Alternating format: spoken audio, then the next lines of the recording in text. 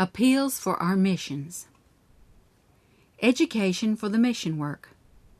We are laborers together with God. Ye are God's husbandry, ye are God's building. 1 Corinthians 3:9. The work of the Christian laborer is not light or unimportant. He has a high vocation, from which his whole future life must take its mold and coloring. He who gives himself to so sacred a work should bend all his energies to its accomplishment. He should aim high. He will never reach a higher standard than that which he aims to attain. He cannot diffuse light until he has first received it. He must be a learner before he can have sufficient experience and wisdom to become a teacher, able to open the Scriptures to those who are in darkness. If God has called men to be laborers together with Him, it is equally certain that He has called them to make the best possible preparation to rightly represent the sacred, elevating truths of His Word. Those who desire to give themselves to the work of God should receive an education and training for the work, that they may be prepared to engage in it intelligently. No one should feel that he can step at once upon the upper rounds of the ladder. Those who would succeed must begin at the first round and climb upward step by step. Opportunities and privileges are granted them for improvement, and they should make every effort in their power to learn how they may do the work of God acceptably. Wherever our ministers shall labor, in Europe or in America, they should seek to arouse the youth to prepare for active service in God's great field of battle. All who claim to be the servants of Christ have a work to do for Him. The very name of servant conveys the idea of hire, work, responsibility. God has entrusted to every one powers to be employed in His service. He has given to each his work, and He requires that every faculty shall be improved to His glory. Just in front of our printing office in Basel is a large park of many acres, reserved by the government for military drill. Here, day after day, at certain seasons of the year, we see the soldiers training. They are drilled in all the duties of the army, so that in case of war they may be ready at the call of the government to engage in actual service. One day a fine tent was brought upon the ground. Then came the discipline of pitching it and taking it down. Instruction was given as to setting it up in proper order, every man having his specific work. Several times the tent was erected and taken down. By another company, many small cannon were brought upon the ground, and lessons were given by the officers in the matter of moving these quickly from place to place, in taking apart the cannon wagon and setting the gun ready for use, and in quickly attaching again the four wheels, so as to be ready at the call to set them in motion in an instant. Ambulances were brought to the ground, and the sanitary corps were taught to take care of the wounded. Men were laid upon stretchers, and their heads and limbs were bandaged, as are those of the wounded on the field of battle. Then they were laid in the ambulances and drawn from the ground. For hours soldiers are drilled to disencumber themselves of their knapsacks and place them quickly in position again upon the person. They are taught how to stack their arms and how to seize them quickly. They are drilled in making a charge as against the enemy, and are trained in all kinds of maneuvers. Thus the drill goes on, preparing men for any emergency. And should those who are fighting the battle of Prince Emmanuel be less earnest and painstaking in their preparation for the spiritual warfare, those who engage in this great work must take part in the drill. They must educate themselves to obey before they are fitted to command. Even at this 11th hour, there should be decided advancement made in the matter of a special preparatory work. In all our conferences, there should be well-organized plans for the instruction and training of those who desire to give themselves to the cause of God. Our city missions afford favorable opportunities for education in missionary labor, but these are not enough. There ought to be connected with our schools the best possible facilities for the preparation of laborers, both for home and foreign fields. There should also be in our large churches special training schools for young men and women, to fit them to become workers for God, and far more attention should be given by our ministers to the matter of assisting and educating younger laborers. When an effort is made to introduce the truth in an important place, our ministers should give special attention to the instruction and training of those who are to cooperate with them. Call porters and canvassers are needed. and those who are fitted to give Bible readings in families, so that while the ministers are laboring in word and doctrine, these can also be calling minds to the truth. Our ministers who have gone to important places to hold tent meetings have often made a serious mistake in devoting all their time to sermonizing.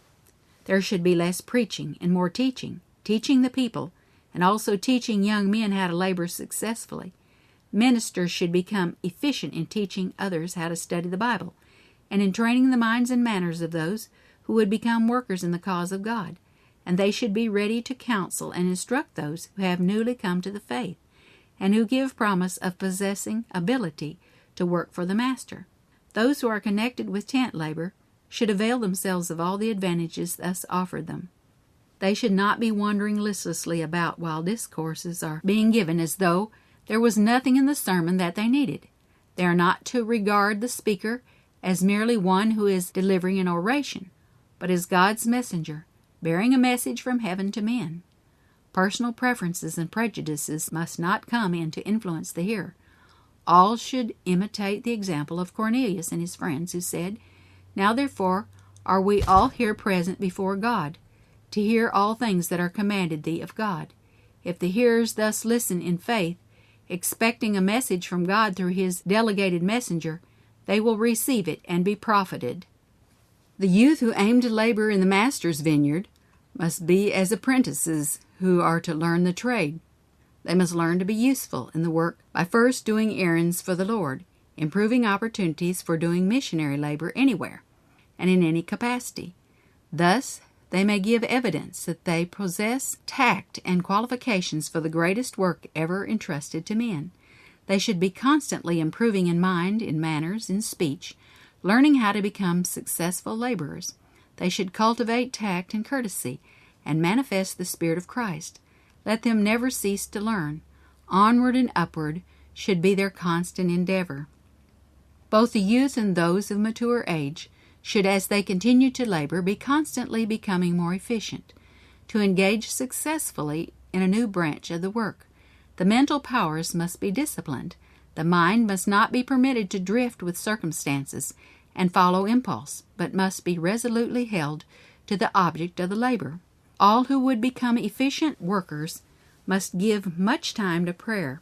The communication between God and the soul must be kept open, that the workers may recognize the voice of their captain. The Bible should be diligently studied. The truth of God, like gold, is not always lying right on the surface. It is to be obtained only by earnest thought and study. This study will not only store the mind with the most valuable knowledge, but it will strengthen and expand the mental powers, and it will give a true estimate of eternal things. Let the divine precepts be brought into the daily life, that the life be fashioned after God's great standard of righteousness, and the whole character will be strengthened and ennobled. He who is seeking to qualify himself for the sacred work of God should be careful not to place himself on the enemy's ground, but should choose the society of those who will help him to obtain divine knowledge. God suffered John, the beloved disciple, to be exiled to Patmos, where he was separated from the world's bustle and strife, shut away from every outside influence and even the work that he loved. Then the Lord could commune with him, opening before him the closing scenes of this world's history. John the Baptist made his home in the wilderness, there to receive of God the message he was to bear, to prepare the way for the coming one.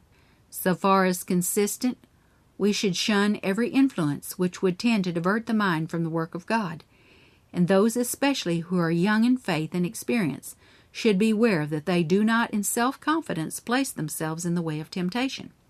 Those who take hold of the work aright will feel the necessity of having Jesus with them at every step, and they will feel that the cultivation of the mind and the manners is a duty due to themselves and required of God, a duty which is essential to the success of the work. Some who contemplate becoming missionary workers may think themselves so far advanced that they do not need all this particular drill, but those who feel thus are the very ones who stand in the greatest need of thorough training. When they know much more in regard to the truth, the importance of the work, they will realize their ignorance and inefficiency. When they closely examine their own hearts, they will see themselves in such contrast to the pure character of Christ that they will cry out, "Who is sufficient for these things?" Then they will in deep humility strive daily to place themselves in close connection with Christ. While overcoming the selfish inclinations of the natural heart, they are placing their feet in the path where Christ leads the way. The entrance of thy words giveth light, it giveth understanding unto the simple. But those who have a high estimate of their own ability and acquisitions are so full of self-importance that there is no opportunity for the entrance of the Word of God to instruct and enlighten them. Many feel that they are fitted for work that they know scarcely anything about, and if they start into labor in a self-important manner, they will fail to receive that knowledge which they must obtain in Christ's school. These will be doomed to struggle with many difficulties for which they are wholly unprepared. They will ever lack experience and wisdom until they learn their great inefficiency. Very much has been lost to the cause by the defective labors of men who possess ability, but who have not had proper training. They have engaged in a work which they knew not how to manage, and as the result have accomplished but little. They have not done a tithe of what they could have done had they received the right discipline at the start. They seized upon a few ideas, managed to get a runway of a few discourses, and here their progress ended. They felt competent to be teachers when they had scarcely mastered their ABC in the knowledge of the truth. They have been stumbling along ever since, not doing justice to themselves or to the work. They do not seem to have sufficient interest to arouse their dormant energies and task their powers to become efficient workers. They have not taken the pains to form thorough and well-devised plans, and their work shows a deficiency in every part. Some have given up in discouragement and have engaged in other employment. Had these patiently and humbly placed their feet on the lowest round of the ladder, and then with persevering energy climbed step by step, diligently improving the privileges and opportunities within their reach, they might have become able, useful workmen who could give full proof of their ministry, and of whom the Master would not be ashamed. If those who propose to work for the salvation of souls depend on their own finite wisdom, they will certainly fail. If they entertain humble views of self and rely fully upon the promises of God, He will never fail them. Trust in the Lord with all thine heart, and lean not upon thine own understanding. In all thy ways acknowledge Him, and He shall direct thy paths. We have the privilege of being directed by a wise counselor. God can make humble men mighty in His service. Those who obediently respond to the call of duty, improving their abilities to the very utmost, may be sure of receiving divine assistance. Angels will come as messengers of light to the help of those who will do all that they can do on their part, and then trust in God to work with their efforts. It should be impressed on all who have decided to become workers for God that they must give evidence that they are converted men. A young man without a sound, virtuous character will be no honor to the truth. Every worker should be pure in heart, in his mouth should be found no guile. He should bear in mind that to be successful he must have Christ by his side, and that every sinful practice, however secret, is open to the view of Him with whom we have to do. Sin has marred the divine image in man, but through Christ this may be restored. But it is only through earnest prayer and the conquest of self that we can become partakers of the divine nature. Many do not rise high enough to meet the standard. Their faith is weak. They expect but little from God, and they receive according to their faith. They need far more faith in God and far less confidence in self. When they have this, they will be more successful in attaining perfection of character. The true toilers in the Lord's vineyard will be men of prayer, of faith, of self-denial, men who hold in restraint the natural appetites and passions.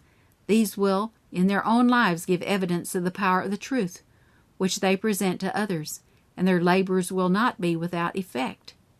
The Apostle Paul, in his dying charge to Timothy, says, "The things that thou hast heard of me among many witnesses, the same commit thou to faithful men, who shall be able to teach others also." The instruction given to Timothy contains lessons to be learned by all the servants of Christ. Every one who anticipates engaging in the solemn work of the ministry should give heed to the apostle's charge to his son in the gospel as the latter was entering upon his work. Let no man despise thy youth. Timothy might pursue so wise a course that he would gain the confidence of all with whom he should be associated. The ground of this confidence the apostle specifies. But be thou an example of the believers in word, in conversation, in charity, in spirit, in faith, in purity. The work of a student was enjoined upon him. Till I come, give attendance to reading, to exhortation, to doctrine. Neglect not the gift that is in thee, which was given thee by prophecy, with the laying on of the hands of the presbytery. Meditate upon these things, give thyself wholly to them, that thy profiting may appear to all. These lessons are important not only to ministers, but to all the workers in the cause of God. Each should give them careful study. Take heed unto thyself and unto the doctrine. Continue in them, for in doing this thou shalt both save thyself and them that hear thee.